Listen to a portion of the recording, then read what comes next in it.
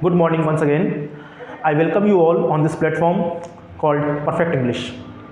आज हम टेंस की सीरीज के अंदर फ्यूचर टेंस को देखने वाले हैं। फ्यूचर टेंस कैसे काम करता है, फ्यूचर टेंस किस प्रकार से सब कैटेगरीज में डिवाइड होता है और फ्यूचर टेंस क्या रियल में एग्जिस्ट करता भी है कि नहीं करता है, उन्हीं सभी पॉइंट्स को देखते हुए हम आज चलेंगे। तो आइए शुरू करते हैं। आज हम अपना टेंस नंबर 3 जिसको हम बोलते हैं कौन सा टेंस, तो याद रखिएगा उसको हम बोलते हैं फ्यूचर टेंस। क्या बोलते हैं? Future tense. Future tense. और हमेशा की तरह आज हम बात करने वाले हैं कौन से टेंस के बारे में। इसका जो पहला टाइप होता है जिसको हम बोलते हैं फ्यूचर सिंपल टेंस। कौन सा टेंस बोल देते हैं? फ्यूचर सिंपल टेंस बोल देते हैं, या क्या बोल देते हैं? Future indefinite. क्या बोल देते हैं? इंडेफिनिट टेंस बोल देते हैं। ठीक है, तो आज हम फ्यूचर सिंपल और फ्यूचर इंडेफिनिट को देखने वाले हैं। ठीक है, और मानी ओ आर, ना कि और, हिंदी वाला और, ओ आर मानी कि क्या तो फ्यूचर सिंपल टेंस या इसका नाम क्या हो सकता है? Future indefinite tense. ठीक है, और हर एक टेंस की तरह हमें इस टेंस के अंदर भी क्या करना है? इस टेंस की हमें क्या पढ़नी है? हेल्पिंग वर्ब पढ़नी है, और उस हेल्पिंग वर्ब के साथ में आने वाली मेन वर्ब को डिस्कस करना है। यही पढ़ना है हमने को। लेकिन पहले हम ये समझते हैं कि सर ये फ्यूचर टेंस के रिगार्डिंग जो एक कन्फ्यूजन चलती है, फ्यूचर टेंस के रिगार्डिंग जो एक कन्फ्यूजन चलती है कि सर क्या फ्यूचर टेंस रियल में एग्जिस्ट करता भी है कि नहीं करता है, हम थोड़ा सा बात करते हैं उस टॉपिक के ऊपर। देखिएगा और समझने की कोशिश कीजिएगा इस बात को कि आप मुझे एक बात बताओ, खुद सोचो इस बात को। हालांकि ये बात मैंने आपको प्रेजेंट सिंपल के अंदर जो बेसिक आपका टेंस है वहाँ मैंने आपको बहुत अच्छे से समझा रखी है, लेकिन फिर भी अगर जो फ्रेशर है जो पहली बार विजिट किए हैं इस चैनल के ऊपर उनके लिए बता दूं। आप ये सोचें कि सबसे पहले फ्यूचर टेंस जो है आपका रियल में एग्जिस्ट करता है कि नहीं करता है, वो इस बात पर डिपेंड करता है कि क्या आपने वो जो टाइम है जो फ्यूचर टेंस में हम इन्वॉल्व करते हैं, जो इंक्लूड करते हैं, क्या वो टाइम आपने फील किया है। बिकॉज प्रेजेंट टाइम हम किसको कंसिडर करते हैं? प्रेजेंट टाइम हम कंसिडर करते हैं उस टाइम सेगमेंट को जिसको हम फील कर रहे हैं, जैसे कि अभी, नाउ, एट दिस टाइम। तो इस टाइम पे क्या हो रहा है, अगर आप ध्यान से देखो तो इस टाइम पर आपको नजर आ रहा है कि सर सामने पढ़ा रहे हैं और आप पढ़ रहे हो, आसपास कुछ चीजें हो रही हैं। इस टाइम को आप, इस मोमेंट को आप लिव कर रहे हो, इसको आप फील कर रहे हो। और पास्ट एक वो टाइम सेगमेंट होता है, वो सेगमेंट हमारे पास में होता है पास्ट, वो टुकड़ा होता है इतिहास या वो काल होता है हमारे पास समय का, जिसको हम ऑलरेडी लिव कर चुके हैं, जिसको हम ऑलरेडी महसूस कर चुके हैं। समझिएगा, तो प्रेजेंट तो हमारे सामने है जो चल रहा है, जिसमें हम हैं। पास्ट हम वो जो हम गुजार चुके हैं अपना वक्त। लेकिन अगर मैं फ्यूचर की बात करूं तो आप कहोगे सर फ्यूचर तो सिर्फ और सिर्फ एक इमेजिनेशन है। फ्यूचर तो सिर्फ और सिर्फ एक इमेजिनेशन है। कैसे है इमेजिनेशन? वो ऐसे है कि आपने बहुत बार सुना होगा आपके बड़े बूढ़ों से कि पल का भरोसा नहीं है, पल का भरोसा नहीं है। या बहुत सारे ऐसे गाने और भजन ऐसे आपके सामने आएंगे जो ये बोलते हैं कि भाई 2 पल की जिंदगी है, 2 पल का मेला है। ऐसे सुना है आप लोगों ने? और अगर आप ध्यान से भी देखो, लॉजिकल माइंड के साथ में भी अगर आप जाओ तो आपको ये बात समझनी ही पड़ेगी और आपको ये बात माननी ही पड़ेगी कि sir future is totally unpredictable. Future is totally unpredictable, completely unpredictable. क्यों? वो इसलिए कि आप प्लानिंग तो कर लेते हो 5-5 साल की, 10-10 साल की, 5-5 महीने की, 5-5 दिन की, यस और नो की, लेकिन क्या आप उस प्लानिंग को पूरा करने के लिए गारंटी लेते हो क्या कि आप वहां पर उस टाइम पर मौजूद रहोगे? सोचो और सोच के जवाब दो कि आपने जो प्लानिंग की। सपोज करते हैं, हम एक एग्जांपल लेते हैं, रैंडम एग्जांपल लेते हैं। मैं आपको ये बोलूं कि अगले महीने में आपको 15 तारीख को ये टॉपिक कराऊंगा। एग्जांपल लेते हैं, अगले महीने की 15 तारीख को मैं आपको ये टॉपिक कराऊंगा। कितनी % चांसेस हैं कि मैं वो काम पूरा कर दूंगा? बताओ मुझे फटाफट से, कितने % चांसेस हैं? आप कहोगे सर 1%, 2%, 100%, 15%, 25%, 100%, 50%। नहीं, उस एक्टिविटी के होने के चांसेस जो है वो 0% है, 0। क्यों? क्योंकि कोई भरोसा नहीं है, मैं बाहर निकलूं यहां से और मेरा एक्सीडेंट हो जाए, 10 दिन बाद मैं मर जाऊं, मेरी आवाज़ चली जाए, या अगर इतना भी बड़ा कोई काम ना हो तो कम से कम ये तो आप मान के चलते हो ना कि सर 15 तारीख के पहले बहुत सारा टाइम बीच में आ रहा है, आज से 15 तारीख के बीच में बहुत सारा टाइम बीच में आ रहा है। उस टाइम पर हो सकता है उस पर्टिकुलर डे के ऊपर, जिस टाइम की मैं बात कर रहा हूँ कि उस टाइम पर मैं आपके लिए वीडियो बना दूंगा, वहाँ पर कुछ ऐसी सर्कमस्टांसेस बन गए मेरे पास में कि मैं अवेलेबल नहीं हो पाया। बात समझ में आ रही है? हो सकता है मेरे पास जो कैमरा है, मोबाइल वाला है, वो सारा टूट गया हो, कुछ भी हो सकता है, कारण तो कुछ भी हो सकता है ना। तो मैं आपको शॉर्ट बस इतना ही बताना चाह रहा हूं कि फ्यूचर क्योंकि अनप्रेडिक्टेबल है, अगले सेकंड क्या होने वाला है हमें भरोसा ही नहीं है और हमें मालूम ही नहीं है। तो जब हमें किसी चीज का मालूम ही नहीं है तो हम कैसे कह सकते हैं कि ये फ्यूचर टेंस है? पहली चीज, ये पहला लॉजिक मैंने आपको दिया। सेकंड लॉजिक सुनिएगा ध्यान से। फ्यूचर टेंस के अंदर आप क्या करते हो, सारी की सारी जो सेंटेंस बनाते हो, आप कोई सा भी टेंस ले लेना, मैं अभी पढ़ा रहा हूं आपको फ्यूचर सिंपल। नेक्स्ट वीडियो में बात करेंगे कंटिन्यूअस के बारे में, फिर हम बात करेंगे परफेक्ट के बारे में, फ्यूचर के परफेक्ट के बारे में, and then we will talk about future perfect continuous. चारों ही टुकड़ों के अंदर जो है आपने जो सेंटेंस लिए होंगे वो आपने कैसे लिए होंगे, सेकंड लॉजिक दे रहा हूं, वो आपने ऐसे लिए होंगे कि जो सिर्फ और सिर्फ आपकी प्लानिंग में है, जो आपके माइंड सेट में है, उनका वास्तविकता से कोई लेना देना नहीं है सॉरी, उनका धरातल से कोई लेना देना नहीं है। मैंने खाना खाया, अब इस बात की मैं गारंटी लेता हूं कि सर मैंने खाना खाया, बिकॉज वो एक्टिविटी हुई थी और वो करने वाला मैं ही था। उसने मुझे कॉल किया, वो गारंटी है मेरे पास में कि उसने मुझे कॉल किया और वो ये बात वो भी मानेगा। तो ये वो टाइम सेगमेंट जो हम पास्ट में जी चुके हैं, उसको तो हम प्रूफ मान सकते हैं। एक वो टाइमिंग, सर आप पढ़ा रहे हो, डेफिनेटली, क्योंकि हम इस मोमेंट के अंदर लिव कर रहे हैं, जी रहे हैं, फील कर रहे हैं, महसूस कर रहे हैं, तो ये प्रेजेंट टाइम बना। लेकिन आप कैसे कह सकते हो कि मैं अगली 15 तारीख को आपको ये टॉपिक कराऊंगा? क्या वो दिख रहा है आपको धरातल पे कहीं पे होता हुआ, इंप्लीमेंट होता हुआ नजर आएगा आपको? कहीं पर भी नजर नहीं आएगा। वो सिर्फ और सिर्फ आपके दिमाग की उपज है, आपके दिमाग की प्लानिंग है, आपके माइंडसेट की प्लानिंग है कि मैं ये काम करूंगा। आप जो प्लानिंग करते हैं बस उस प्लानिंग का हिस्सा है। और जो चीज़ धरातल पर नहीं होती है, जो चीज़ वास्तविकता में नहीं होती है, जो चीज़ रियलिटी में नहीं होती है, उसको हम टेंस मानने की भूल कैसे कर सकते हैं? तो मैंने आपको 2 लॉजिक दिए, मैं लॉजिक और भी दे सकता हूं।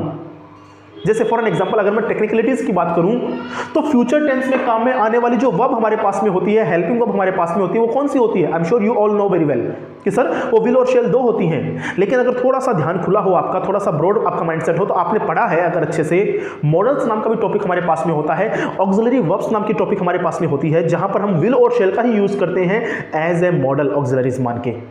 यस और नो? और वहां पर हम ये पढ़ते हैं कि model auxiliaries never depend on the subject, वो सब्जेक्ट पर डिपेंड नहीं रहती हैं, वो रिजिड होती हैं, हमेशा वर्ब की फर्स्ट फॉर्म लेती हैं।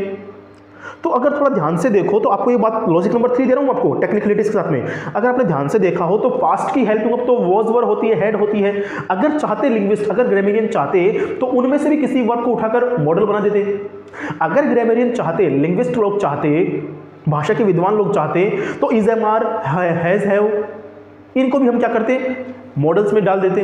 क्यों उन्होंने सिर्फ और सिर्फ विल और शेल को ही जो है वो मॉडल माना? सोचो, सोचने की बात है, सोचने की बात है। 3 लॉजिक आपको दिए हैं और शायद इन तीनों लॉजिक के थ्रू आपको एक बात समझ में आई होगी कि सर फ्यूचर जैसा जो टेंस होता है वो रियलिटी में एग्जिस्ट करता नहीं है। अब आप कहोगे, नेक्स्ट क्वेश्चन आपके मन में आएगा कि सर अगर एग्जिस्ट करता ही नहीं है तो हमें क्यों पढ़ाया जा रहा है? आप क्यों पढ़ा रहे हो? आप क्यों पढ़ाओगे? और आपने क्यों पढ़ाया? बिल्कुल ठीक बात है, सवाल बनता है, जायज़ है। वो इसलिए पढ़ाना ज़रूरी है क्योंकि एकेडमिक क्वालिफिकेशन के टाइम पर हमें हमारी जो बुक्स मानती हैं उन्हीं को फॉलो करना पड़ता है। 2 इंग्लिश की लॉबी है हमारे पास में, एक आपका मॉडर्न इंग्लिश होता है जो अमेरिकन इंग्लिश चलता है, एक आपका ट्रेडिशनल इंग्लिश है जो आपका इंग्लैंड वाला जो है, आपका जो पुराना ओल्ड स्कूल है आपका, वो चलता है। तो जो ओल्ड स्कूल है आपका, जिसके ऊपर आपकी पूरी की पूरी एकेडमिक क्वालिफिकेशन टिकी हुई है, वो इस बात को मानती है और वो बुक्स में लिखा हुआ है।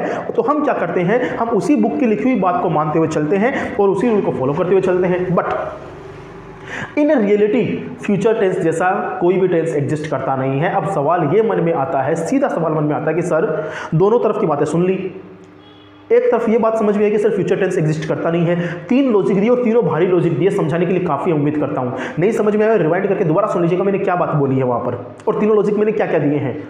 ठीक है, तो एक बात तो ये समझ में आ गई कि सर हाँ फ्यूचर एग्जिस्ट नहीं करता है। दूसरा, आपने जो बात बताई कि सर इसके विपरीत कॉन्ट्रास्ट में कि सर फ्यूचर टेंस को यूज हम इसलिए करते हैं, पढ़ते इसलिए हैं क्योंकि हम एकेडमिक क्वालिफिकेशन ले रहे हैं and our completely academic qualification is based on our old school parameters. Yes और नो? तो अब सवाल ये मन में उठता है कि सर हम क्या करें, क्या हमें पढ़ना चाहिए या हमें नहीं पढ़ना चाहिए? तो सवाल है यू शुड स्टडी, आपको पढ़ना चाहिए, इसका आंसर है आपको पढ़ना चाहिए। अगर कोई नॉर्मल पर्सन आपसे बोले, अगर इनफॉर्मल बात हो रही है तो आप कह सकते हैं कि sir there is no future tense, okay, because future is totally, entirely, completely unpredictable. But when it comes to your education, when it comes to your academic qualification, then you have to say that sir In actual, there are three tenses. The first one is present, second one is your past, and the third one, the last one is your what? Future tense. तो उम्मीद करता हूँ future tense के बारे में फैलने वाली या अब तक मार्केट में आने वाली जितनी भी आपको चीज़ें चल रही हैं, आपको उनके बारे में सॉल्यूशन मिला होगा और आपके एक माइंड में क्लैरिटी आई होगी। अगर आप इनफॉर्मल बात कर रहे हैं तो आप कह सकते हैं कि sir there are only two real tenses in English. Okay, the first one is your present and the second one is your past, because both the tenses दोनों टेंसेज क्या होता है, हम लोग इन्वॉल्व रहते हैं in both the tenses, we completely involve, yes और no. But future tense, because future tense is completely unpredictable, so we can't predict that sir at that particular point of time, at that particular event of time we will be there, yes और no. तो ये मुझे लगता है काफी होगा आपको बताने के लिए कि सर फ्यूचर टेंस एग्जिस्ट नहीं करता है। इन स्पाइट ऑफ दैट हम लोग पढ़ेंगे, और क्या पढ़ेंगे? फ्यूचर सिंपल टेंस पढ़ेंगे। आगे चलते हैं। हमेशा की तरह हम लोग शुरू कर रहे हैं अपने पैटर्न से, कंसेप्ट नंबर 1, जिसके अंदर हम पढ़ते हैं क्या? किसी भी टेंस का पॉजिटिव पैटर्न क्या पढ़ते हैं? किसी भी टेंस का पॉजिटिव पैटर्न पढ़ते हैं, किसी भी टेंस का आने वाला नेगेटिव पैटर्न पढ़ते हैं, ध्यान से समझिएगा, ठीक है चीजों को, और किसी भी टेंस का आने वाला इंटरोगेटिव पैटर्न पढ़ते हैं, ठीक है। और हर तरीके से अगर आपने पहले से ध्यान से आप वीडियो देखते आ रहे हैं तो आपको मालूम होगा कि सर जो हमारे पास में स्टैंडर्ड पैटर्न ऑफ सेंटेंस होता है वो शुरू होता है किससे? सब्जेक्ट से। किससे शुरू होता है? तो आपको सर सब्जेक्ट से शुरू होता है। किससे शुरू होता है? सब्जेक्ट से। और एंड किससे होता है? तो आपको डेफिनेटली सर एंड किससे होता है? ऑब्जेक्ट पे एंड होता है। किस पे एंड होता है? ऑब्जेक्ट पे एंड होता है। बताओ इतनी बात समझ में आ गई? क्लियर है? अब हमें क्या यूज करना है? टेंस मार्क यूज करना पड़ रहा है और टेंस के नाम चाहिए helping verb, main verb, helping verb, main verb. तो अब यहां पर क्या समझो, इस पर्टिकुलर टेंस के लिए, पूरे फ्यूचर टेंस के लिए अलग से कोई हेल्पिंग वर्ब है ही नहीं हमारे पास में। तो हमने जो ऑक्सिलरी वर्ब्स हमारे पास में थी, विल और शेल, हमने उसको उठा के दिया यहां पे। जो विल और शेल की जहां पर प्रॉपर्टी हमने ऑक्सिलरी वर्ब्स के अंदर पढ़ी थी, अगर आपको याद हो थोड़ा सा भी, मेरे तो टॉपिक निकल आएगा, कहीं कैसे पढ़ा हुआ मैं इस टॉपिक के पूरा को मॉडल करने वाला हूं, ऑक्सिलरी वर्ब्स करने वाला हूं। तो वहां पर पढ़ेंगे विल और शेल की प्रॉपर्टीज, जिसको मोशन बोलते हैं। क्या बोलते हैं? मोशन। तो हमने कुछ नहीं किया, हमने मींस की सॉरी जो ग्रेडियंट है उन्होंने कुछ नहीं किया, विल और शेल की प्रॉपर्टीज को उठा के यहां डाल दिया। तो देखा जाए तो एक तरीके से क्या हो रहा है लैंग्वेज के अंदर, तो आप समझोगे कि कुछ नहीं है सर, जो कि एग्जिस्ट नहीं करता है, इसलिए ज्यादा छेड़खानी नहीं की, इसके साथ लोगों ने ज्यादा परेशान नहीं किया इसको, और जो चीजें लैंग्वेज में मिल सकती थी, जहां से रिपोर्ट्स बन सकते थे, वहां से उन्होंने बना लिए और काम ले लिया। ऐसे काम ले देखो, करता हूं फटाफट से बताता हूं। तो हमारे पास में टेंस जो वर्ब निकल के आती है, हेल्पिंग वर्ब निकल के आएगी, वो कौन सी निकल के आएगी? विल और शेल निकल के आएगी, और विल और शेल के बाद में मेन वर्ब फर्स्ट निकल के आएगी। ये लो यहां पर भी विल और शेल के बाद में फर्स्ट डाल रहे हैं। ये लो थोड़ा समझने की कोशिश करो क्या मेंटालिटी रखी होगी पर्टिकुलर लेवल के टाइम पे, जब इसको ये माना जाने लगा कि सर एग्जिस्ट नहीं करता फ्यूचर टेंस, और सच में नहीं करता है, जो कि मैं आपको तीन लॉजिक दी और और लॉजिक जैसे हम डीप चलेंगे सब्जेक्ट के अंदर। अब अगर इसका नेगेटिव बनाते हो कोई दिक्कत नहीं है, नेगेटिव के अंदर बताया है बार-बार, इस इसका यूज करिए, नोट का यूज करिए, नोट बोले आते हैं, मैं आऊंगा नहीं, मेरे साथ मेरे दोस्त चाहिए, कौन-कौन से जो भी हेल्पिंग वर्ब आएगी उसके दोस्त बन जाएंगे। तो इस टेंस के हमारे पास हेल्पिंग वर्ब कौन सी? विल और शेल है, और क्योंकि विल और शेल आ गया इसका मतलब उसके बाद जो बेस फॉर्म आएगी वो आएगी हमारे पास में, जिसको बोलते हैं मेन वर्ब की कौन सी फॉर्म? First form. क्या बोलते हैं? मेन वर्ब की फर्स्ट फॉर्म बोलते हैं। बताओ इतनी बात समझ में आ गई क्या? क्लियर है? ये हमने देखा पॉजिटिव पैटर्न और फ्यूचर सिंपल टेंस, ठीक है, जिसको बोलते हैं फ्यूचर इंडेफिनिट टेंस। इसका एग्जांपल होता है फ्यूचर पार्टिसिपल भी होता है, कोई इशू नहीं है, अलग-अलग बुक्स में अलग नाम लिखे हुए हैं। अगर इसके नेगेटिव पैटर्न की बात करूं तो सब्जेक्ट विल और शेल प्लस नोट लेके आएगा, फर्स्ट फॉर्म लेके आएगा, लास्ट में ऑब्जेक्ट लगेगा। इंटरोगेटिव मुझे लगता है शायद आप इंटरोगेटिव आराम से बनाना सीखे हैं, क्योंकि बनाना सीखे हैं। कुछ नहीं करते सर, क्रॉस मल्टीप्लाई करते हैं। क्या करते हैं? क्रॉस मल्टीप्लाई करते हैं। आने वाली जो हेल्पिंग वर्ब है हमारे पास में सेंटेंस के अंदर, आने वाली जो हेल्पिंग वर्ब है टेंस के रिगार्डिंग उसको सबसे पहले डाल देते हैं, और उसके बाद नंबर 2 पे क्या लेके चलते हैं? सब्जेक्ट लेके चलते हैं, है ना, और लास्ट में हम क्या लेते हैं? अपना सेंटेंस को रिमेन कर लेते हैं। मेन वर्ब की कौन सी फॉर्म? फर्स्ट फॉर्म, और लास्ट में ऑब्जेक्ट के साथ क्या लगाना नहीं भूलेंगे? ट्यूशन की मार्क लगाना नहीं भूलेंगे। ये है कांसेप्ट नंबर 1। चेक करो, अच्छे से देख लो, कोई दिक्कत नहीं है ना। सबसे पहले हमने फ्यूचर टेंस पढ़ा, समझा, जाना, पहचाना, और ये समझने की कोशिश की कि क्या रियलिटी के अंदर फ्यूचर टेंस एग्जिस्ट करता है या नहीं करता है। तो समझ में आया सर एग्जिस्ट करता भी है और नहीं भी करता है। बुक्स में तो एग्जिस्ट करता है, रियलिटी में एग्जिस्ट करता नहीं है। यही इसका आंसर दिया हूं, ध्यान रखना, यही इसका आंसर होगा और कोई आंसर नहीं है। तीसरी बात, हमने इसके कांसेप्ट देखे, कांसेप्ट हम लोग वही पढ़ रहे हैं, कांसेप्ट जो सिंपल से शुरू किया। सबसे पहले पॉजिटिव पैटर्न, नेगेटिव पैटर्न, और उसके बाद में इंटरोगेटिव पढ़ा। पॉजिटिव पैटर्न में हमने हेल्पिंग वर्ब और मेन वर्ब देखनी होती है ना, कि स्टैंडर्ड पैटर्न तो हमारे पास सेम होता है। सेंटेंस का सब्जेक्ट से शुरुआत करते हैं, ऑब्जेक्ट से एंडिंग करते हैं। हमें मसाला चाहिए किसका? हेल्पिंग वर्ब और मेन वर्ब के रूप में। हमने हेल्पिंग वर्ब विल और शेल के रूप में वर्ब डाल दी बेस फॉर्म। नोट की प्रॉपर्टीज आपको बहुत पहले बता रहा हूं कि मैं बताऊंगा कि हर वीडियो के अंदर मैंने आपको टेंस के जितने वीडियो बनाए हैं उस हर वीडियो में मैंने आपको नोट की प्रॉपर्टीज बताई है। तो ये हो गया कांसेप्ट नंबर 1 कंप्लीट। आते हैं कांसेप्ट नंबर 2 पे, देखिएगा ध्यान से और समझने की कोशिश कीजिएगा कि मैं क्या बता रहा हूं, ठीक है। हाँ देखिएगा कांसेप्ट नंबर 2 क्या बोलता है। कांसेप्ट नंबर 2 बोलता है कि सर सेंटेंस में आने वाली जो हेल्पिंग वर्ब है वो किसके साथ में आएगी, वो कौन से सब्जेक्ट के साथ में आएगी, ये समझना जरूरी है।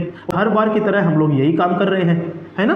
देखो अगर तो आप रेगुलर व्यूअर हो तो आपको ये बात समझ में आ रही है आराम से। अगर आप फ्रेशर हो तो मैं आपसे यही कहूँ कि कोई बात नहीं है, आप एक बार सारे के सारे वीडियोस चेक करके आइए। हमने एक ही तरीके से हर एक चीज़ को समझना शुरू किया हुआ है, सो दैट यहाँ पर आते आते हम लोग अब इतने अच्छे से जान चुके हैं चीज़ों को कि कंसेप्ट नंबर 1 के अंदर हम लोग पैटर्न देखते हैं, कंसेप्ट नंबर 2 के अंदर हम लोग हेल्पिंग वर्ब का यूज देखते हैं सब्जेक्ट के साथ में, कंसेप्ट नंबर 3 के अंदर हम लोग यूज करते हैं उससे पर्टिकुलर टेंस के सिचुएशंस को, कंसेप्ट नंबर 4 के अंदर कुछ एक्स्ट्रा चीजें देखते हैं, कंसेप्ट नंबर 5 के ऊपर आते आते हम लोग उसकी कॉमन एरर्स को ढूंढते हैं, कंसेप्ट नंबर 6 के ऊपर आते आते हम लोग उसके एग्जांपल्स निकाल लेते हैं। तो ये एक पैटर्न हम लोगों ने फॉलो किया हुआ है। तो अगर जो फ्रेशर है तो मैं आपसे यही कहूँ कि आप लोग सारे वीडियो जरूर देख लीजिएगा एक बार, ठीक है ना। अदरवाइज जो मेरे रेगुलर व्यूअर हैं उनको तो समझ में आएगा कि सर कंसेप्ट नंबर 2 क्या बोलता है कि जो हमारे पास रिलेटेड टेंस की हेल्पिंग वर्ब है वो कौन से सब्जेक्ट के साथ में आएगी। ध्यान से देखिएगा कौन से सब्जेक्ट के साथ में आएगी। तो जरूरी है यहाँ पर किसको मेंशन करना, सब्जेक्ट को मेंशन करना। देखो I, we, you, they, he, she, it और एनी काइंड ऑफ नेम, है ना। अब क्योंकि इस टेंस में दो हेल्पिंग वर्ब है, विल है और शेल है, इसका मतलब यहाँ पर कुछ चीज़ें होने वाली है, कुछ हलचल यहाँ पर होने वाली है। वो हलचल जो होने वाली है उसी हलचल को मैं लिखवा देता हूँ फटाफट से। फर्स्ट पर्सन के साथ में, कौन से पर्सन के साथ में, ध्यान से समझना भैया। फर्स्ट पर्सन के साथ में आपको हमेशा किसका यूज करना है, शेल का यूज करना है।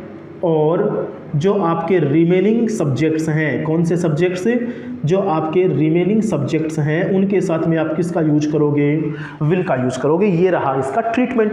समझो दोबारा, जो फर्स्ट पर्सन है आपके सब्जेक्ट, अब फर्स्ट पर्सन कौन से सब्जेक्ट होते हैं ये भी समझना जरूरी है। तो आई और वी, ये जो शुरू के लिखे हुए ना टॉप, ये आई सिंगुलर होता है, वी प्लूरल होता है, और हर पर्सन का अपने आप में क्या होता है, सिंगुलर और प्लूरल सब्जेक्ट होता है।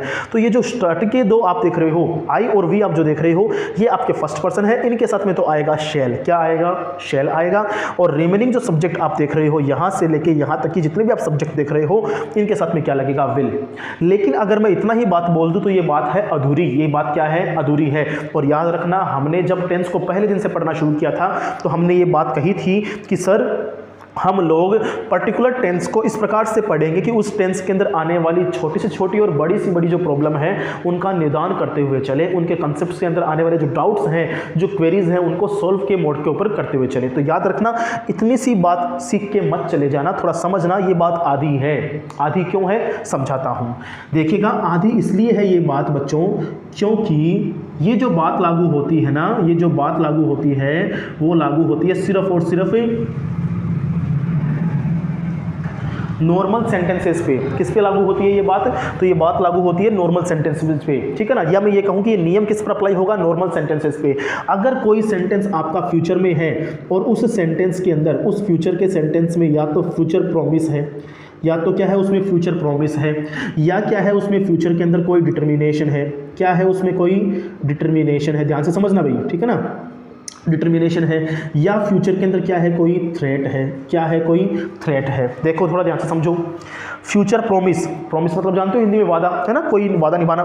डिटर्मिनेशन, कोई दृढ़ बात कही गई है, कोई पक्की बात बोली गई है, हम पक्का ये काम करेंगे फ्यूचर के अंदर। और फ्यूचर में अगर कोई थ्रेट है, थ्रेट का मतलब होता है धमकी, क्या होता है, धमकी। तो ये जो कंडीशंस हैं, इन कंडीशंस के अंदर ये जो रूल है वो अप्लीकेबल नहीं होगा। इसका मतलब यहाँ पर फिर आप फ्री हो कि जितने भी सब्जेक्ट्स आपके पास में हैं, जितने भी सब्जेक्ट्स आपके पास में है, आप उनको किसके साथ में लेके जा सकते हो, शैल के साथ में लेके जा सकते हो, या किसके साथ लेके जा सकते हो, विल के साथ। समझो, समझना जरूरी है, समझ के समझो। क्या बोला मैंने ये बोला कि फर्स्ट पर्सन के साथ शैल लगाओ, रिमेनिंग के साथ में विल लगाओ, लेकिन वो तो कब करो जब आपके पास में नॉर्मल कैटेगरी हो, नॉर्मल सेंटेंस हो, है ना। आई विल स्टडी, तो ये गलत है, आई शैल स्टडी टुमारो, बिकॉज ये नॉर्मल सेंटेंस है। समझाया मैंने आपको, आई के साथ तो शैल लगेगा, तो आई शैल स्टडी टुमारो, लेकिन हम बोलते क्या है, आई विल स्टडी टुमारो। अब वो क्यों बोलते हैं आई विल स्टडी, और क्यों वो सही माना जाता है, क्योंकि वो फ्यूचर डिटर्मिनेशन का पार्ट है। किसका पार्ट है, फ्यूचर डिटर्मिनेशन का पार्ट है। और फ्यूचर डिटर्मिनेशन क्या बोलता है कि भविष्य में होने वाला वो काम जिसको मैं 100% करूंगा, उसको हम बोलते हैं फ्यूचर डिटर्मिनेशन। तो वहां पर आपको मैंने बताया कि either you can go with your shall और you can go with your will helping, मतलब आप चाहो तो शेल का यूज कर लो, आप चाहो तो विल का यूज कर लो। लॉजिक नंबर 4 दे रहा हूं आपको, लॉजिक नंबर 4 दे रहा हूं इस बात को बताने के लिए कि फ्यूचर टेंस जैसा टेंस जो है वो एग्जिस्ट नहीं करता है। देखो, लिंग्विस्ट लोगों ने बिल्कुल भी जरा सा भी एक कोशिश नहीं किया यहां पर कुछ नियम बनाने का, आपको फ्री कर दिया कि you are completely free, you are not bound to use shall और will with some particular situations, no. तो ये जो है वो नियम है हमारे पास में, और ये बात हमें साबित करती है कि फ्यूचर टेंस जैसा ग्रामेरियन के भी माइंड में ऐसा नहीं था या नहीं रहा होगा कि सर फ्यूचर टेंस जो है एग्जिस्ट करता है। ओके, तो मैंने आपको कुछ लॉजिक साथ साथ में दिए हैं, याद रखिएगा उस चीज़ के आधार पर, और ये हमारे पास में कुछ नियम है। क्लियर है, आगे चलते हैं अपने नेक्स्ट कंसेप्ट के ऊपर। देखिएगा कंसेप्ट नंबर 3,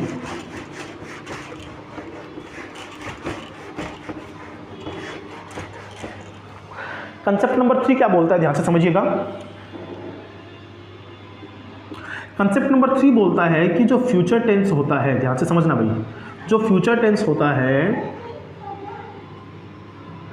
उसको आप क्या करो, दो उसके बेस बनाओ। क्या बनाओ, उसके दो बेस बनाओ उसके, ठीक है, उसके आप दो बेस बनाओ। फ्यूचर टेंस जो है उसके दो बेस बनाओ, एक इनफॉर्मल बेस बनाओ, एक फॉर्मल बेस बनाओ, ठीक है। समझाता हूँ, अभी समझाता हूँ। देखो, इनफॉर्मल में आपके पास में ऑप्शन है कि आप गोइंग टू का यूज करके क्या कर सकते हो, फ्यूचर टेंस बना सकते हो, या जो है आप प्रेजेंट कंटिन्यूअस टेंस का यूज करके कौन से टेंस का यूज करके? प्रेजेंट कंटिन्यूअस टेंस का यूज करके जो है वो फ्यूचर टेंस बना सकते हो। बात को समझना थोड़ा ध्यान से, थोड़ा डीप बातें बता रहा हूँ, थोड़ी एडवांस बातें बता रहा हूँ, लेकिन समझाऊंगा पूरा कंसेप्ट आपको, पूरी थ्योरी समझाऊंगा, पूरा बेसिक समझाऊंगा, पूरा फंडामेंटल समझाऊंगा। फ्यूचर टेंस को हमें यूज करना है अगर आप इनफॉर्मल यूज करना चाहते हैं, अगर आप डे टू डे लाइफ के अंदर यूज करना चाहते हैं। समझिएगा बात को, इनफॉर्मल मानी जो फॉर्मल नहीं है, ठीक है। अगर आप इस टेंस को इनफॉर्मली यूज करना चाहते हैं तो आपके पास में दो तरीके ऑलरेडी पहले से मौजूद हैं कि या तो आप गोइंग टू का यूज कर लीजिए या आप प्रेजेंट कंटिन्यूअस का यूज कर लीजिए। कैसे? एग्जांपल के लिए देखना, मैं यहां पर लिखता हूं फॉर एन एग्जांपल, मैंने बोला I will go to Mumbai tomorrow, ठीक है। I will go to Mumbai tomorrow, ये मैंने टुमारो शॉर्ट में लिख दिया एक बार के लिए, ठीक है ना। मैं कल मुंबई जाऊंगा, ठीक है सर। अब यहां पर तो पता लग रहा है असल विल और शैल का यूज किया आपने, फ्यूचर टेंस हो गया। लेकिन अगर आप इनफॉर्मल लैंग्वेज का यूज कर रहे हो, डे टू डे लाइफ के अंदर स्पोकन का यूज कर रहे हो, या जहां पर आपको फॉर्मेलिटीज की जरूरत नहीं है, एकेडमिक क्वालिफिकेशन के अलावा बात कर रहा हूं मैं, वहां आप इसी सेंटेंस को जो है वो गोइंग टू के साथ बना सकते हो। कैसे बना सकते हो? वो ऐसे बना सकते हो कि sir I am going to Mumbai, okay, I am going to Mumbai tomorrow, ऐसे बना सकते हो। या आप प्रेजेंट कंटिन्यूअस की हेल्प ले सकते हो, तो आप ऐसे बोल सकते हो I am going to Mumbai. अब दोनों ही सेंटेंस में एक बार देखो, फॉर्चुनेटली या कोइंसिडेंटली क्या हुआ, हमारे पास में एक ही पैटर्न आ गया कि यहां पर भी गोइंग टू है और यहां पर भी हमने गोइंग टू लगाना है ना। लेकिन एग्जांपल और बहुत सारे अलग अलग हो सकते हैं। जैसे एग्जांपल के लिए I will participate in the party, okay, I will participate in the party या I shall participate in the party, तो उसको बनाओगे तो I am going to participate in the party, going to का यूज कर सकते हो। I am going to participate in the party या I am going to participate in the party. अब दोनों में एक ही हो रहा है, तो यहां पर देखना गोइंग टू और प्रेजेंट कंटिन्यूअस टेंस का यूज करके, गोइंग टू का यूज करके, और गोइंग टू में किसका यूज करके? प्रेजेंट कंटिन्यूअस टेंस का यूज करके, एम के साथ में गोइंग टू का यूज करके आप क्या कर सकते हो? फ्यूचर टेंस का जो है जितने भी सेंटेंसेस हैं आप उनको बना सकते हो। यहां पर दो रास्ते हैं आपके पास में, गोइंग टू को प्रेजेंट कंटिन्यूअस में क्या कर लीजिए? शामिल कर लीजिए। ये गोइंग टू आपके पास में वर्ड रहा और उसके साथ में आप प्रेजेंट कंटिन्यूअस मिला दीजिए, तो आप क्या कर लोगे? आप फ्यूचर टेंस से जुड़े हुए सवालों को बना लोगे। तो ये एक तो हमारे पास तरीका है जो इनफॉर्मल तरीका है। कौन सा तरीका है? इनफॉर्मल वे है। अगर मैं फॉर्मल वे की बात करूं तो सीधी सी बात है, आपको मैंने पैटर्न बता रखा है अभी कि सब्जेक्ट के साथ में क्या आएगा? विल या शेल आएगा, फिर मेन वर्ब की कौन सी फॉर्म आएगी?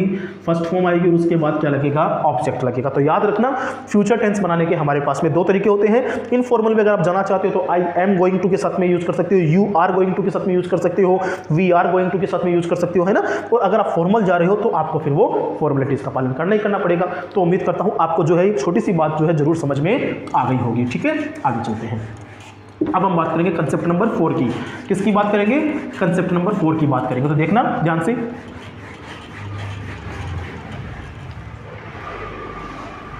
अब कंसेप्ट नंबर हमारे पास में है 4, और वो 4 जो है हमारे पास कंसेप्ट वो आएगा इसके यूजेस। क्या आएगा इसके uses?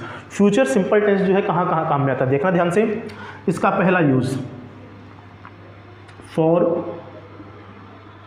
Future planned action, okay, ये पहला यूज इसका। सेकंड, फॉर प्रोमिस के अंदर भी यूज करोगे आप किसको? फ्यूचर टेंस को, और स्पेशली फ्यूचर सिंपल को, ठीक है। तीसरा, फॉर थ्रेट के लिए आप किसका यूज करोगे? किसका यूज करोगे? थ्रेट के लिए भी आप फ्यूचर सिंपल का यूज करोगे, ठीक है। फोर्थ है आपका long time duration future action.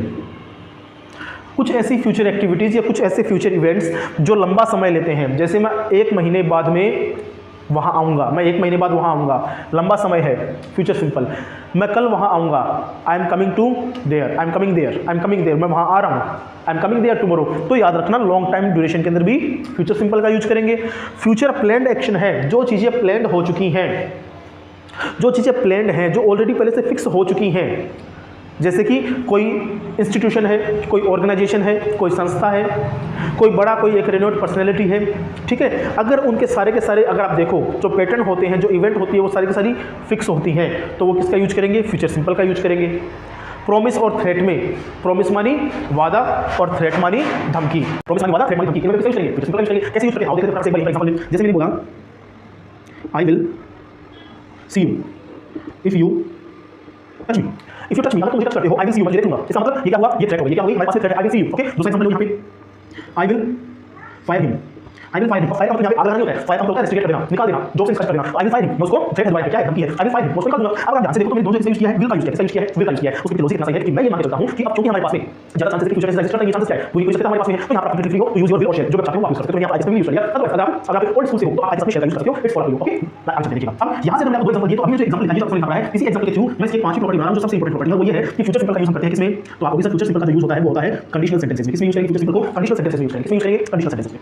Conditional sentence की फर्स्ट कंडीशन होती है यूज करेंगे, उसको जीरो कंडीशन बोलते हैं ना। और वो कैसे होती है काम? और कैसे काम करते हैं देखना। इसके साथ में अगर आपको मिलता है प्रेजेंट सिंपल, ठीक है, इसके साथ में प्रेजेंट सिंपल आपको मिल जाता है, तो आगे आने वाले सेंटेंसेस में आप किसका यूज करोगे? विल या शेल का यूज करोगे। किसका यूज करोगे? विल या शेल का। देखो if you touch me, if clause आ गया, इफ क्लोज के साथ present simple subject plus verb की first form, if you touch me ये प्रेजेंट सिंपल है तो आगे आने वाले क्लोज में विल या शेल में से जो अच्छा लगे वो यूज कर लो, जो अच्छा लगे वो यूज कर लो। ये बात मैं 100% सच मान के बता रहा हूं, आपको ध्यान रखना, याद रखना इसको। यहां पर कोई नियम नहीं कि विल का यूज करो, कोई नियम नहीं कि शेल का यूज करो। आप चाहो तो विल का यूज करो, आप चाहो तो शेल का यूज करो। ये पांच ऐसी चीजें हमारे पास में है, पांच ऐसे हमारे पास सिचुएशन है जहां पर हम क्या करते हैं फ्यूचर सिंपल को या मैं कहूं फ्यूचर इंडेफिनिट टेंस को यूज करते हैं। बताओ ये बात समझ आ गई क्या? क्लियर है? एक बार रिपीट करते हैं। फ्यूचर सिंपल या फ्यूचर इंडेफिनिट टेंस कहां यूज होता है? तो फॉर फ्यूचर प्लान एक्शन, जो एक्शन हमारे पास में प्लान है, जो निर्धारित है, उनके साथ फ्यूचर सिंपल आएगा। जो निर्धारित नहीं है उनके साथ प्रेजेंट टेंस लगा तो कोई इशू नहीं है। फॉर प्रॉमिस, वादा निभाना है, वादा निभाना है किसके साथ में? वादा की बात करनी है, प्रॉमिस की बात करनी है, किसका यूज करेंगे? फ्यूचर सिंपल का यूज करेंगे। थ्रेट, किसी को धमकी देनी है, किसका यूज करेंगे? फ्यूचर सिंपल का यूज करेंगे। लॉन्ग टाइम ड्यूरेशन फ्यूचर है, लंबे समय के लिए एक्शन बना रहे हो, है ना, मैं अगले 10 साल में बाहर ट्राई करूंगा, इस प्रकार के एक्शन बना रहे हो, है ना। भारत जो है 2030 पर होगा, इस प्रकार के एक्शन बना रहे हो। 2030 तक हो सकता है कि 2030 जो है वो युद्ध हो जाएगा, इस प्रकार हो जाएगा। तो इस प्रकार की जब आप सेंटेंस बनाते हो इसमें लॉन्ग ड्यूरेशन आ रही है फ्यूचर के अंदर, वहां का काम आएगा फ्यूचर सिंपल। क्या काम आएगा? Future simple. और फिर इस एग्जांपल को निकालते टाइम हमें एक प्रॉपर्टी समझ आई जो दैट मोस्ट प्रॉपर्टी है इसकी फ्यूचर सिंपल की, और वो है कंडीशनल सेंटेंस में यूज करते हैं फ्यूचर सिंपल को। और पैटर्न ये रहा आपके पास में, ध्यान से देखिएगा। इफ के साथ में प्रेजेंट सिंपल लगाओगे तो नेक्स्ट क्लॉज के अंदर क्या आएगा? विल या शेल आएगा। इसका प्लेसमेंट आप चेंज कर सकते हो, यहां किया हुआ है, यहां मैंने सामने लगाया पहले, मतलब यहां पहले लगाया इफ क्लॉज, यहां इफ क्लॉज बाद में आ रहा, तो ये कोई दिक्कत की बात नहीं है। आपको बस ये देखना है कि इफ के साथ में प्रेजेंट सिंपल आ रहा है या नहीं आ रहा है। इसका एग्जांपल और ले सकते हो, देखो बहुत सिंपल कॉमन बेसिक एग्जांपल है। If you study hard you will pass, yes और no? If you study hard you will pass. क्या हुआ? कंडीशनल सेंटेंस है, अगर तुम पढ़ते हो तो पास होगे, अगर तुम पढ़ोगे तो पास होगे। एक बात और बताऊं आपको यहां पर ही, इस पांचवी प्रॉपर्टी को इनफॉर्मल लैंग्वेज में भी यूज कर सकते हैं। ये जो पांचवी आप प्रॉपर्टी देख रहे हो ना, ये जो पांचवी आप प्रॉपर्टी देख रहे हो कंडीशनल सेंटेंसेस की, इसको इनफॉर्मल में कैसे यूज करते हैं? देखो समझो, हमने यहाँ पर इफ के साथ प्रेजेंट सिंपल का यूज किया है। इनफॉर्मल में या डे टू डे लाइफ के अंदर ऐसा कुछ मतलब नहीं है, कोई रूल्स नहीं है, वहां पर आप सिंपल चलो। किसके साथ में? देखो if you will study you will पास, खत्म। दोनों में फ्यूचर लेके आ जाओ, दोनों में future. If you will study you will पास, लेकिन ये कब? इनफॉर्मल के टाइम पर। ये कब यूज करना है? इनफॉर्मल के टाइम पर यूज करना है, जब डे टू डे लाइफ के अंदर बात कर रहे हो। और बाहर यूज होता है ये, बाहर जो अमेरिकन इंग्लिश है, जो अमेरिकन आपके फॉरेनर्स हैं वो यूज करते हैं, वो ऐसे नियम याद नहीं रखते हैं और ना अपने को याद रखने हैं। तो याद रखना, माइंड को क्लियरिटी रखना। अगर आप इस वीडियो को देख रहे हो इनफॉर्मल लैंग्वेज के पर्पज से, तब तो आप फ्री हो विल का यूज करने के लिए। If you will study you will pass and if you will not study you will fail, खत्म, है ना। लेकिन अगर आप इसको फॉर्मल मान के पढ़ रहे हो, अपने एकेडमिक लेवल के लिए पढ़ रहे हो, तो आपको ये फॉलो करना मस्ट है, कंपलसरी है, जहां पर इसके साथ प्रेजेंट सिंपल लेके आओगे। उम्मीद करता हूं आपको ये बात जो है वो समझ में आ गई होगी। कंसेप्ट नंबर 4 क्लियर हो गया। आते हैं बात करते हैं नेक्स्ट नंबर पे, है ना, कंसेप्ट नंबर 5 पे। देखिएगा ध्यान से,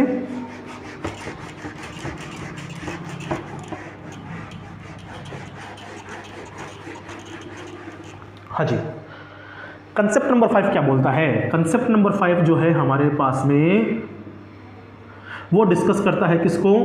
तो आपने पता किया होगा अच्छे से, अगर आप पहले से वीडियो देखते हुए आ रहे हैं तो, और अगर पहली बार आ रहे हैं तो आपको सामने है लिखा हुआ कॉन्ट्रैक्शन। क्या लिखा हुआ है? कॉन्ट्रैक्शन। मतलब हम बात करेंगे कॉन्ट्रैक्शन के बारे में। और कॉन्ट्रैक्शन होता क्या है तो बता चुका हूं ऑलरेडी, पहले दोबारा बता देता हूं। Shorter version of helping verb, related tense के अंदर आने वाली, रिपीट कर रहा हूं, रिलेटेड टेंस के अंदर आने वाली हेल्पिंग वर्ब को अगर आप शॉर्ट करके लिखते हो, मर्ज करके लिखते हो, उसी को हम क्या बोलते हैं? कॉन्ट्रैक्शन बोलते हैं। क्या बोलते हैं? कॉन्ट्रैक्शन बोलते हैं। और मिलकर बनने वाली जो हेल्पिंग वर्ब है उसको बोलते हैं कॉन्ट्रैक्टेड फॉर्म। क्या बोलते हैं? कॉन्ट्रैक्टेड फॉर्म बनते हैं, ठीक है ना। कैसे बनता है ये देखना ध्यान से। तो सबसे पहले तो देखना विल है, विल के साथ अगर आप नोट को यूज करोगे, किसको यूज करोगे? नोट को यूज करोगे और इसको कॉन्ट्रैक्टेड फॉर्म में लेके जाओगे तो ये बनेगा वांट। क्या बनेगा? वांट बनेगा। बहुत इंपॉर्टेंट है, याद रखना, ओके। अगर आप शैल के साथ में नोट को मर्ज करके बोलना चाहते हो तो बनेगा शांट। क्या बनेगा? शांट। ये बहुत इंपॉर्टेंट इसकी प्रॉपर्टीज है भाई, ध्यान रखो, समझ लो एक बार। देखो कॉन्ट्रैक्शन पॉइंट है हमारे पास में कंसेप्ट का। कॉन्ट्रैक्शन बोलता है shorter version of your helping verb. Helping verb will और शेल है, नोट के साथ में ऐड करेंगे तो विल नोट का बनेगा वांट। क्या बनेगा? वांट बनेगा, ध्यान रखना अच्छे से। शेल नोट के साथ में करेंगे शांट बनेगा। लेकिन अगर ये तो बात हो गई हमारे पास में कौन से वर्जन की, ये तो बात हमारे पास में हो गई नेगेटिव वर्जन की, है ना, जब नेगेटिव काम में लेंगे। क्या हो सर अगर हम पॉजिटिव काम में लेंगे? तो देखना आई के साथ विल को यूज करूं, यू के साथ विल को यूज करूंगा, ठीक है, तो क्या बन के आएगा? तो आप यूज कर सकते हो आई विल, ठीक है, आप यूज कर सकते हो यू विल, इस प्रकार से, ठीक है। तो ये मैंने आपको बता दिया, दोनों के लिए, पॉजिटिव के लिए भी बता दिया है और आपको मैंने बता दिया है नेगेटिव के लिए भी, ठीक है। ध्यान से समझना भी, थोड़ा सा ध्यान से समझना, ओके। ये है इसका पॉजिटिव वर्जन, जहां पर आप हेल्पिंग वर्ब को सब्जेक्ट के साथ में मर्ज करते हो। कैसे मर्ज करते हो? तो देख लो, आई के साथ में विल को मर्ज करेंगे आई विल, आइल, ठीक है। यू के साथ ऐड करोगे यू विल, ओके। अगर आप इनको हेल्पिंग वर्ब को यूज कर रहे हो, मर्ज कर रहे हो नेगेटिव वर्जन में नोट के साथ में, तो विल नोट का बनेगा वांट, शेल नोट का बनेगा शांट, ठीक है। और अब एक सबसे इंपॉर्टेंट बात कि सर ये जो कॉन्ट्रैक्शन है, ये जो कॉन्ट्रैक्शन हमारे पास में होती है, ये कॉन्ट्रैक्शन क्या फॉर्मल में काम में आती है कि इनफॉर्मल काम में आती है? तो याद रखना ये जो है आपके इनफॉर्मल लैंग्वेज का पार्ट है। कौन से लैंग्वेज का पार्ट है? तो याद रखना ये इनफॉर्मल लैंग्वेज का पार्ट है। ये एकेडमिक के अंदर काम में नहीं आता है आपको, लेकिन दिमाग में रखना है, क्या पता कई बार आ जाए, या अगर सामने आ जाए तो आपको दिमाग में तो नहीं चाहिए सर ये वांट का मतलब क्या होता है ना। जैसे एग्जाम्पल के लिए I want do that, I want do that, example के लिए देखना थोड़ा ध्यान से, मैंने लिखा आई want do that, I want do that, ये I है, ओके। अब यहाँ पर want का मीनिंग अगर समझ में नहीं आ रहा है तो आपको समझ में नहीं आएगा सेंटेंस क्या बोल रहा है, लेकिन अगर समझ में आ रहा है want का मतलब होता है will not, तो कह दोगे sir I will not do that, मैं वो काम नहीं करूंगा, yes or no। इस प्रकार से ये बनता है हमारे पास में कॉन्सेप्ट नंबर 6 जो हमने बोला कॉन्ट्रैक्शन फॉर्म के बारे में। उम्मीद करता हूँ बातें आपको समझ में आ रही होगी। देखो वीडियो थोड़ा लंबा बन सकता है ना, इसके बारे में कोई डाउट नहीं है, हो सकता है लंबा वीडियो बन जाए, लेकिन लंबा वीडियो तभी बनेगा जब उसके अंदर बेसिक चीज़ें ज़्यादा होंगी, जब उसमें फंडामेंटल ज़्यादा होंगे। और अगर आपने ध्यान से देखा हो, मेरा ये कतई उद्देश्य बिल्कुल नहीं रहता है कि मैं टॉपिक के बीच में पंचायती करूं या टॉपिक के बीच में ऐसी बातें करूं जिससे आपका ध्यान अलग हो, ठीक है, आपका ध्यान टूटे, ऐसा कुछ नहीं है। शुरू से लेकर लास्ट तक हम टॉपिक पढ़ते हैं। आपने प्रीवियस वीडियो देखे भी है, नहीं भी देखे तो आप चेक कर लीजिएगा। हम शुरू से लेकर लास्ट तक टॉपिक पढ़ते हैं, अपना पढ़ाई पर फोकस रखते हैं, पढ़ाई से जुड़ा हुआ जो हमारे पास में मटेरियल होता है हम उसको डिस्कस करते हैं, ओके। तो आज भी हम वही कर रहे हैं, तो इस बात की टेंशन मत लीजिएगा कि सर कॉन्सेप्ट 5 और ये इतनी सारी चीज़ें यहाँ पर बताने की क्या जरूरत है, हम टेंस पढ़ रहे हैं, टेंस बता के इसकी हेल्पिंग और मैन बता दीजिए और खत्म कर दीजिए, ऐसा मतलब नहीं है। हम एक वीडियो में सारी बातें करना चाहते हैं सो दैट उस वीडियो को आपको या उस वीडियो के रिलेटेड आपको मटेरियल बार बार अलग अलग किसी भी चैनल के थ्रू आपको ना देखना पड़े, ठीक है ना, या आपको अलग अलग जगह जो है ध्यान ना लगाना पड़े अपना, एक ही जगह पर आपको सारी चीज़ें मिल जाए। इसी वजह से थोड़े से वीडियो क्या होते हैं, लेंदी होते हैं, ठीक है। तो आइए देखते हैं आगे। कॉन्सेप्ट नंबर 5 पूरा हो चुका है, अब बस हम अपने इसके अंतिम पड़ाव पे हैं जहाँ पर 2 कॉन्सेप्ट हमारे पास बचे हैं, कॉन्सेप्ट नंबर 6 और कॉन्सेप्ट नंबर 7। देखिएगा थोड़ा ध्यान से, हाँ जी। अब हम बात कर रहे हैं कॉन्सेप्ट नंबर 6 की, और कॉन्सेप्ट नंबर 6 हमें बताता है किसके बारे में, तो एडवर्बियल्स के बारे में। किसके बारे में बताता है? एडवर्बियल्स के बारे में बताता है, जिसको हम क्या बोल सकते हैं, आइडेंटिफिकेशन। क्या बोल सकते हैं? आइडेंटिफिकेशन बोल सकते हैं, या क्या बोल सकते हो, कीवर्ड्स। क्या बोल सकते हो, कीवर्ड्स। बात एक ही है, ठीक है। अब इस टेंस के अंदर कौन कौन से कीवर्ड्स आते हैं, कौन कौन सी आइडेंटिफिकेशंस होती है वो देखेंगे। जनरली जो हमारी लोअर क्लासेस होती हैं, बिलो 10 तक हमारी जो क्लासेस होती हैं, वहाँ पर तो काम इनसे ही हो जाता है अपना सारा का सारा। सेंटेंस में आया हुआ कीवर्ड देखो और यूज कर लो टेंस को। अपर क्लासेस के लिए मैं आपको सारे कॉन्सेप्ट बता दिए हैं। अब आ जाओ बात कर लेते हैं कीवर्ड की। तो अगर सेंटेंस में आपको नज़र आ जाए टुमारो, क्या नज़र आ जाए, टुमारो नज़र आ जाए। अगर सेंटेंस में आपको नज़र आ जाए नेक्स्ट डे, क्या नज़र आ जाए, नेक्स्ट डे नज़र आ जाए। अगर सेंटेंस में आपको नज़र आ जाए नेक्स्ट वीक, क्या नज़र आ जाए, नेक्स्ट वीक नज़र आ जाए, ठीक है। अगर सेंटेंस में आपको नेक्स्ट ईयर नज़र आ जाए, ठीक है, इस प्रकार से आई बात समझ में। तो ये जितने भी आपने देखे हैं tomorrow, next day, next week, next year, जितनी भी चीज़ें हैं, नेक्स्ट मोमेंट वगैरह हैं, वो सारे के सारे हमारे पास क्या बनते हैं, एडवर्बियल्स बनते हैं। क्या बनते हैं, एडवर्बियल्स बनते हैं, आइडेंटिफिकेशन बनती है और कीवर्ड्स बनते हैं। अगर किसी सेंटेंस के अंदर आपको ये वर्ड मीनिंग्स नजर आ जाते हैं तो कोशिश कीजिएगा उसमें कौन से टेंस को अप्लाई करने का, फ्यूचर सिंपल टेंस को अप्लाई करने का। ठीक है, अब बात करते हैं कुछ इसकी एग्जांपल्स की। ठीक है, लास्ट कंसेप्ट है हमारे पास में, फिर इस टॉपिक को वाइंड अप करेंगे हम लोग। देखिएगा ध्यान से। अब हम बात करते हैं कंसेप्ट नंबर 7 की। ठीक है, मैं कुछ एग्जांपल लिख रहा हूं, चेक कीजिएगा फटाफट से।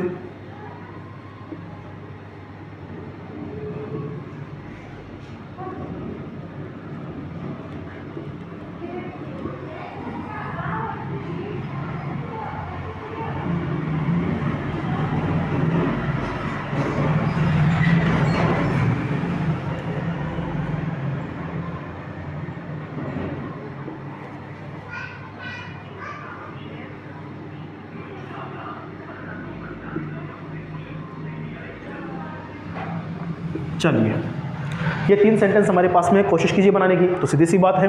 अब हम यहाँ पर ध्यान रखना, वो मत यूज़ करना विल और शेल, कहाँ पर भी यूज़ कर सकते हैं, वो एक बार छोड़ दो उसको, क्योंकि उसके लिए हमने काफ़ी बातें कर ली है ना। अब मान के चलते हैं ये नॉर्मल पैटर्न है, नॉर्मल सेंटेंसेज है, और नॉर्मली ये सेंटेंस हमारे पास में, तो हम इसमें बाउंड रहेंगे उस नियम को फॉलो करने के लिए कि जहाँ पर फर्स्ट पर्सन के साथ में हम लोग शेल का यूज़ करेंगे एंड रिमेनिंग सब्जेक्ट के साथ में हम लोग विल का यूज़ करेंगे। आइए, यहाँ पर है शी कम हियर टुनाइट, आज रात को वो आएगी, आज रात को वो आएगी। ठीक है, कोई दिक्कत नहीं है। शी थर्ड पर्सन है, थर्ड पर्सन के साथ में हमें मालूम है सर क्या आएगा, विल आएगा और फिर बेस फॉर्म आएगी, she will come here tonight. Clear.